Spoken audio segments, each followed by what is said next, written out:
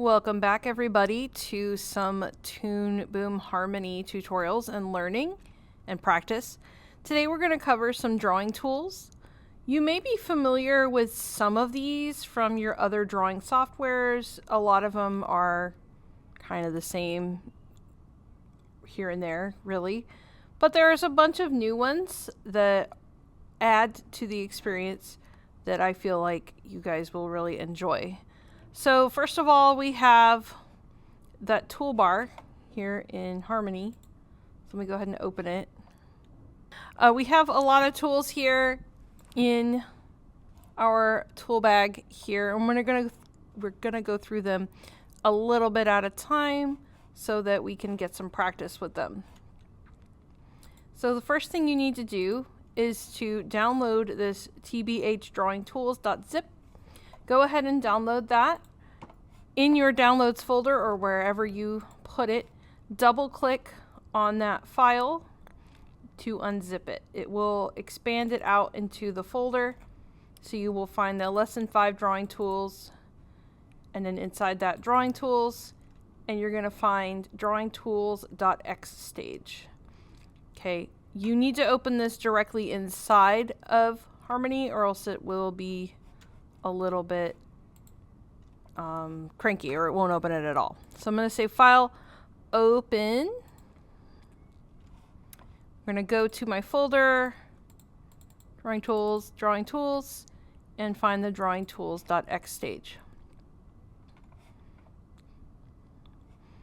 So in this file, you're going to see a bunch of frames or a bunch of drawings, and you're going to see a layer called Draw Here. The other ones are locked. Those are your exercises and then the background color card. So there are a number of tools and exercises that we're going to be working with. All right, so the brush tool, predictably, is a brush. When you click on any of the tools here, you're going to find that the tool properties panel changes depending on what tool you have selected. So we just have a solid regular brush. You can change the size over here. There's different textures, different shapes, if you want to play around with that. Another thing that you can play with in the brush tool, and you can draw whatever you'd like with it. That might be fun, right? With the brush tool, click on the Show Extended Properties. It's this arrow here. So I'm going to click that. And we have our vector brush properties. So you can change the size, the pen tilt, the hardness, the spacing, all that good stuff. Another thing I want to point out is the smoothing tab here. So you can actually turn this on and you can draw with a mouse or a tablet and it will smooth out your line for you. So for instance, I'm just going to, you can kind of see it happen. It smoothed out my line for me. And that depends on how hard you turn it on. It could be a little bit, it could be a lot. It depends on what you want to do. There's also transparency and other properties here if you want to play with that. All right, so the next slide, we have the pencil tool. So before I go too deep into this, there is a distinction between the brush and the pencil tool that's really important. So the brush tool creates a vector, right? And so does the pencil. But if I select them, you will see a difference. Zooming in here. The vector path of the brush tool goes along the outside of the brush. The vector path for the pencil goes along the middle. So that's going to change how you approach different things depending on where the vector line is. So we'll get into that at another time. So the pencil tool, you can just practice with it. There are some textures that you can add to it. If you click the expanded properties and go into the texture tab, you can change the textures, and we'll get more into that later. But for now, we can just do the size and smoothness. You can either just copy this or draw something else. It's up to you. All right, next slide, the select tool. So this one you may recognize from every Adobe everything ever. which would be the black arrow, but it works a little bit differently. So I'm going to go ahead and select that. In my tool properties, there's a few things to point out. We can mirror things. We can, well, we'll worry about create color art from line art another time. We can transform stuff. We can lasso things. So let me just grab this puddle, zoom in a bit. You'll see it has this bounding box. You can change where the rotation point is. Right now it's in the center, right? We want to change it to like the outer edge, okay? And then I'm going to rotate it on its side and move it over to the bowl that says Kitty. Okay. I need to change the order here. So I'm going to right click on this and say arrange, send to back. So it'll be behind my kitty's water bowl, my kitty's water bowl. Now I can grab the bottom here and kind of squish my water puddle up. You can squish it down a little more, kind of give it some dimension, sort of. It's not going to be exactly perfect, but more or less now it looks like the water puddle is underneath the kitty. There are some other tools underneath this that we'll get into later in the video. All right, next is the cutter tool. So this lets you cut apart different vector shapes. It is underneath the select tool. So if you press and hold the select tool, the cutter is underneath it. And so when I draw like a bite mark looking thing over my poor watermelon, you can see the cutout shape that emerges from that. And I can just press delete and oops, we took a bite out of our poor unsuspecting watermelon slice. That's pretty much the cutter tool. There's other things that we're going to look at with this here in a moment. So the next step is using the cutter tool on the brush. So you see our scientist man here has a lot of overlapping lines, right? We want to cut those off. So what's cool about the cutter tool is I can just very quickly click and drag my mouse over these lines and it will cut them right off. So bam, bam, they're gone. Bam, bam, bam, right? You can go to town on this and just clean up this guy's art. This one. This one, and you can even do multiples, cut that right off. I think that's all of it. Looks like all of it. Okay, so that's the cutter tool with the brush. Now when you use it with the pencil, it's a little different just because we have that difference with where the vector lines are. So you'll notice when I do the cutter tool here, it leaves a gap. So we need to merge those two pencil lines together. So I'm going to grab my selection tool and I'm going to come over here to merge pencil lines in the tool properties. So it'll merge those two pencil lines together and now there's no gap. Right? So cutter tool. So you may have to just do the cutting and then do the merging. Okay, so you want to do that with everybody here. This one might take you a little bit longer. That's okay. So you'll need to do that for all of these. Oh man, I'm making a mess. There, I guess, are multiple pencil lines involved here. Okay, let's just continue cutting because we're going to merge. Could probably just merge everything. Doot. Doot. Doot.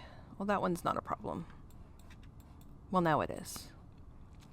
All right, so I'm going to grab my select tool, select these lines, do the merge pencil lines. It looks like a little band-aid or a piece of tape across a line. Okay, do the same thing here, here, etc. Merge, merge, merge. Okay, if I missed any, then you guys can go back and do it. All right, next, the contour editor tool. So this may be familiar to you from other Adobe software, especially Illustrator, because this is a vector software. What's cool is we can actually just draw straight lines and use this contour editor to get our curves the way that we want them. So I'm going to click on the white arrow. Let me start with his mustache. I'm going to grab that line and just pull it out to where the curves are. I can also click on these end points and change the curves here on the control points. So it's kind of Bezier curves, and I know you're like, oh, but this is Illustrator. Trust me, this is in a lot of different softwares, so if you plan to do software-related things, get used to it, bro. It is here to stay. Okay. And there is one tricky one that we will do here in a moment. I'm just being quick here. Let's do his collar. Okay. All right, so the tricky one is we need multiple control points here because it is an S curve. So let me just get this curve up here. To add another control point, I'm going to hold Command and click on the line, and now I have an extra point. And of course, those come with handles so that you can edit the shape, and now we have a nice curve. So you don't necessarily have to be, you know, good at drawing. You can just draw straight lines and get your curves. Okay. All right, next we have the pencil editor. So this is a little bit different. You're going to find the pencil editor underneath the white arrow. So click and hold that.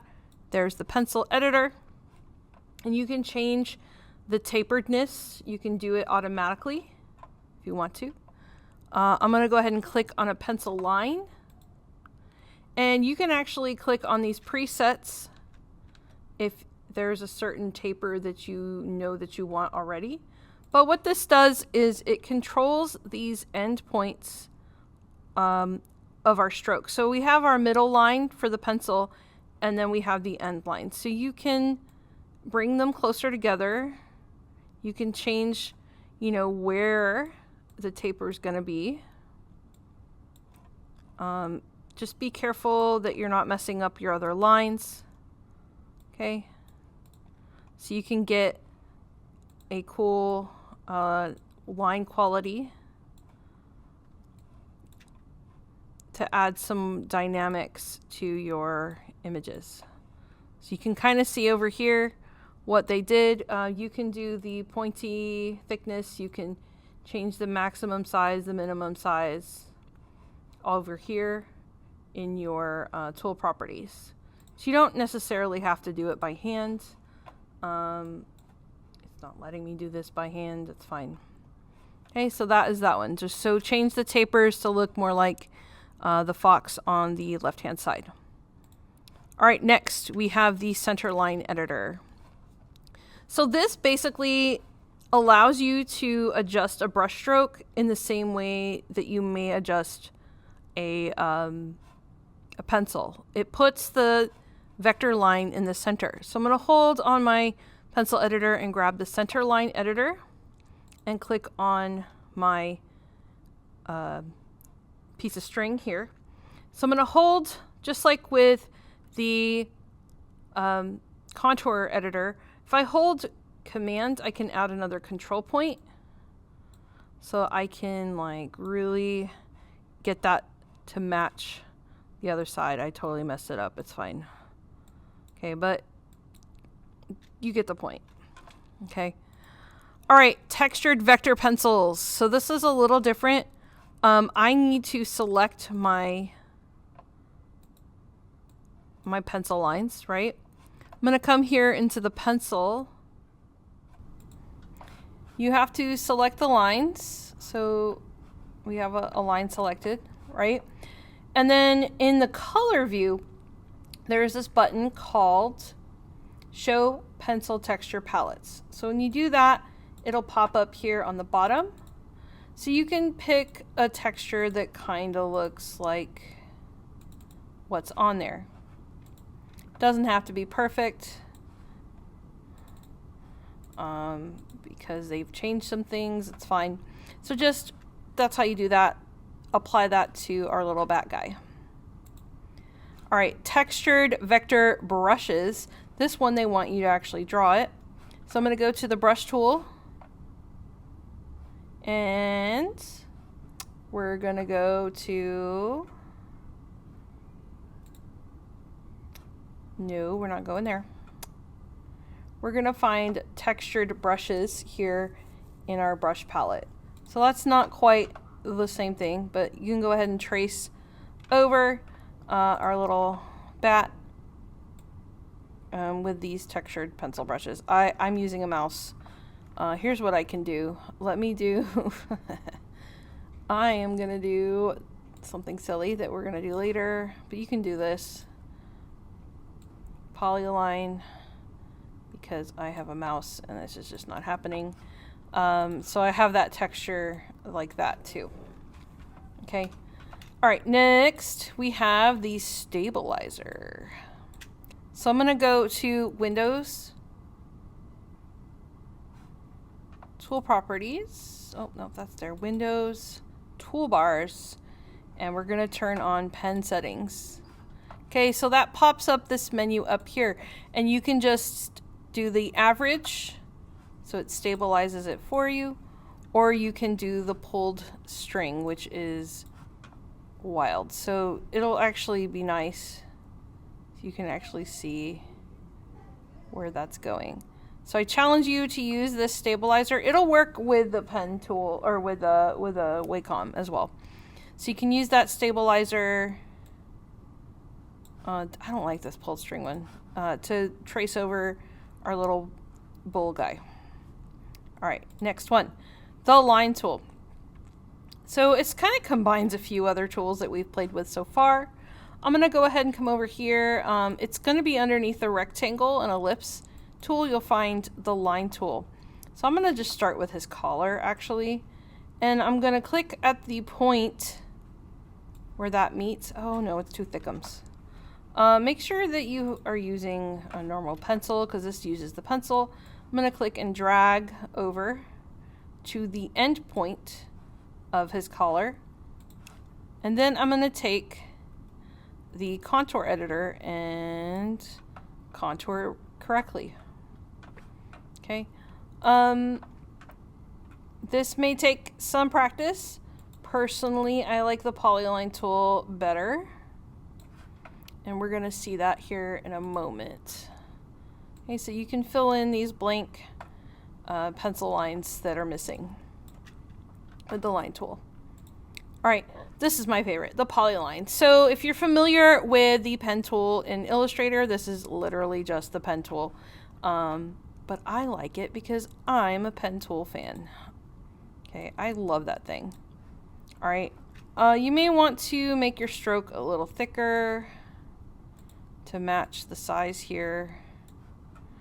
I like to press on the end here and then just start a new line when there is a sharp curve or when there is a sharp turn there. Okay, that way I can actually get it accurate. But I'm kind of a pen tool junkie. That's my favorite thing in Illustrator. I'm also an Illustrator junkie, so I mean, bear that in mind. So you can go ahead and trace over this image to get your image. Okay, so I'm going to click that curve, I'll click down here, click across, and you can adjust these curves later, but you get the idea. Okay. Next, we have the paint and dropper tools. So these are going to become important when we start actually painting. So we can literally just use palettes to drop in our colors. So I'm going to grab the paint bucket, which right now is hidden. Hold on, paint bucket. And over here in my color area, if you make sure the palettes are visible, if they're not visible, press this down arrow and you're going to see DT underscore whatever. Okay, so I have DT underscore and we want toucan because that's going to be our color palette for this slide. So we have the TC underscore F body. What that F stands for is fill. So I'm going to grab my paint bucket, grab my body color, and I'm just going to start dropping it in on my toucan. Okay, we have body details. That's going to be the wing and the tail. Okay, we have the eye highlight. Excuse me. We have the pupil. We have the beak is misspelled, but you know, it's fine. Okay, that first stripe on the beak. So what's cool here is it uses strokes to separate the lines on the beak, and we'll get into that here in a moment. This one, and then the heart, and then we have the chest, and we have the eye, and then more orange. You might want to zoom in. So you get the idea, I hope. I think this one is beak 1. Yeah. Okay. We want to do the branch and we want to do the leaves. Okay, so there you go, colors. This one is like colors, except this is the ink tool. So what you can do is actually do the paint bucket, but on lines instead. So if I hold the paint bucket, I'm going to click on the ink. I'm going to come over here to my palettes, grab the crocodile, and you can see there are two different things. We have the CRL and CRF. So we want to make sure that we're doing CRL. So we have CRL teeth, and so that's going to be our teeth. So when you hover over the lines, you can see it highlights. Okay, the skin, this one's harder to see because it's green. It goes around the eye. The eye stays black. So you can even like, oops, be careful with that. You could even like sweep your mouse across and grab all of those strokes. I think that's also skin. Yes. So you can color all of those. Let's do the tummy. That's going to be the L, tummy. We'll make sure we're grabbing all those lines. Okay. So you can see it starts to have that nice line color instead of the black. Okay, so do that for all of Mr. Crocodile. This is where it gets a little tricky, and we can add some dynamics to our coloring. So I'm going to come over here and make sure I'm on the shark palette. So over here I want to note some naming conventions. So SH, so stroke tool. F is for fill, and then we have I white. But over here we have F underscore shirt underscore SH. So that's shading, okay? Shading, and then HL will be highlight. Okay, so we are going to very carefully do this. So over on the paint bucket, once again, I'm going to click that and grab the stroke tool. So what this does is it creates an invisible line that allows us to split apart that fill into different sections so that we can create this shaded look. So I'm going to try the best that I can, draw that with the stroke tool across my shark, and it's going to yell at you because it's like, hey, you're doing this thing and it's not visible. Just say okay. See, it kind of disappears. There was one on the eyebrow, and I'm not expecting perfection here. You can always come back with the hang on, with the editor and change the shape. Okay, do the fin. I'm just going to do a few of them. You got to get the idea. All right, so I'm going to find shark skin shading. I think that's, yeah, I think that's the color. I might be wrong. I'm going to get my paint bucket again, and I'm going to color in those shading areas. Okay. I'm going to grab the shirt, so collar shaded. I'm going to shade that in, and then shirt, because they're slightly different colors. So you can see now I'm getting some dynamics here. I need eye white shade. Okay, and then I need eyebrow shade, or I don't know where. There is a shade there, it's just hard to see. Okay, so you can do that, and then you can also, on the other side, add the highlights. So I'm going to go back to my stroke tool, and then I'm going to create the stroke for the highlight. It's not going to be perfect. That's okay. And then I can grab Shark Skin HL. I think it's Skin HL. And get my fill bucket again and fill in, oops, that was not what I wanted. Fill in my stroke. I think it's this one if it goes on the middle. Yeah. Okay. And then I think we have a highlight for the shirt. Yeah. Okay, so you can kind of see that you're getting that dynamic stuff going on. All right, next one. Close gap tool. This is also under the fill bucket, so I'm going to click on the fill bucket and grab close gap. So what we want to do here is we want to close the gaps in the line art so that our fill bucket will work. So I'm zooming in really close. You can see here that there are gaps in the line work, and you're going to have to, kind of like the stroke tool, complete that line. All right. There are ways to make it nicer, but we will just do it pretty rough here. So this is my first gap. I'm going to click and drag, and just like the stroke tool, it kind of disappears. But when you highlight, or when you select your paint chunk, it will show up. So for instance, let me get the selection tool. If I do a selection, you can actually see that stroke there. Okay, so I'm gonna grab the sloth palette, and I'm gonna grab my paint bucket again, and we're gonna do sloth skin, and then it will fill in that whole area.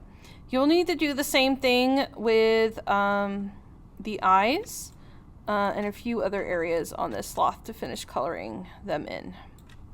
Okay. All right. Edit gradient / texture tool. So this is kind of sort of hidden. Your gradients are hidden within your color palettes. Let me click on the bird. If I go into my colors palettes and make a new swatch, there is a gradient section here. So you can change it from solid to gradient and then do your gradients from there. What this tool is going to do is allow us to move around these gradients so that it looks how we want. Okay, so it's underneath the white, the contour tool. So I'm going to see edit gradient texture. I'm going to click on my item with a gradient, and you can just move it. I think we move it at the head, and we can adjust the green. We want to squish it a little more, please. Squish it down. So more or less it matches. Okay, here's this gradient. We're gonna just rotate it, and then this texture, we'll just straighten it out. Maybe. Well, you see what I mean. Okay, so that is the gradient. I think the eyes are also wonky, so you can try that. Okay, Next we have drawing guides. You're going to start by going over to your brush tool, and then you're going to click on guides. If this is not up for you, you can press the plus sign and find it here on the menu. Okay, we want to enable the guide, so I'm going to turn that on. And I want to make sure that this show reference lines is turned on. That way you can see the different lines that'll help you draw. Okay, for here, this is a 2-point perspective. I'm not expecting you to copy this directly. If I click this plus sign here, I can add different perspectives. So if you're drawing a background in here, you can absolutely go crazy. You can also move your vanishing point. So if I grab this, I can move my vanishing point.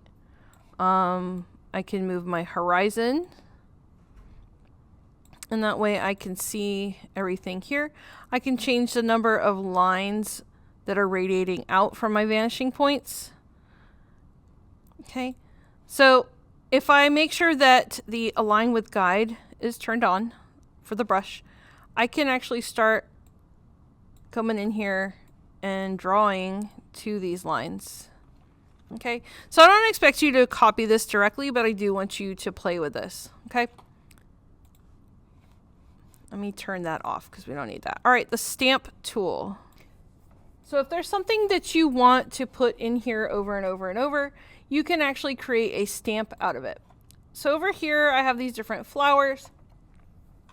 I'm going to go ahead and select the daisy because these are really cute. And then I'm going to come over here to the stamp tool. And you can see in the tool properties that we have all these different stamps that we can do. It's like a different brush. So it's a little different than Photoshop's stamp tool. Okay. If I want to create a new stamp, I'm going to click on this new brush and I'm going to name it Daisy. Daisy, Daisy.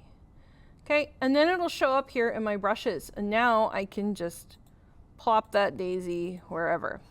Okay, do the same thing with the tulip. Okay, I'm going to select the tulip, go to my stamp, do a new stamp, call it tulip. And now I can do tulips. Okay, so that's pretty straightforward. I'm hoping that this helps you kind of figure out what you can really do in the drawing department here. When you're ready to go, when you're ready to export this, I feel like there is an easy way to do this, and I'm going to show you this now, and it's going to be a little confusing, but bear with me. So you want to export these all out as a PNG sequence. That way you don't have to come through and screenshot every single one of these or save as or any of that. You just want it to render. So a quick way to do that is we have to delve into the node view. So over here on color, you're going to see this node view. And what that does is it shows all the different pieces of this file. So right now we have our color card layer, we have our exercises layer, and then the draw here layer. They're all put together into the composite to create a whole image, and that goes out to the display and to the right. We want to look at the right node. So over here there's this yellow square. Click on that yellow square. And we're going to change our right properties. So it should just be movie for you guys, or it may just be image sequence. So you want to say all these should be fine. You want to choose where it's going to output to. Please make sure that that is what you're doing. This all should be fine. And I'm going to come here, and instead of saying export movie, I'm going to say export render the right nodes. So what that will do is it will take what you have in that right node and it's going to render it that way. So I'm going to say selected frames. I'm going to say OK. It rendered them to the desktop. And they should all, let's see if it rendered. I think it actually went into the lesson 5 drawing tools. Frames? No, where did it go? So you got to make sure you know where it's going. I'm going to go desktop, drawing tools. I'm going to put it in frames. I'm going to say open. And then I'm going to say file, export, render nodes. Or render write nodes, sorry. Now when I go into my drawing tools project, I'm going to go into frames, and now all my frames are there. So you don't have to do the file save as. It just makes your life a little easier. You just need to know where to find it. All right, so that is the conclusion of this assignment. We will move on to, I believe, coloring next.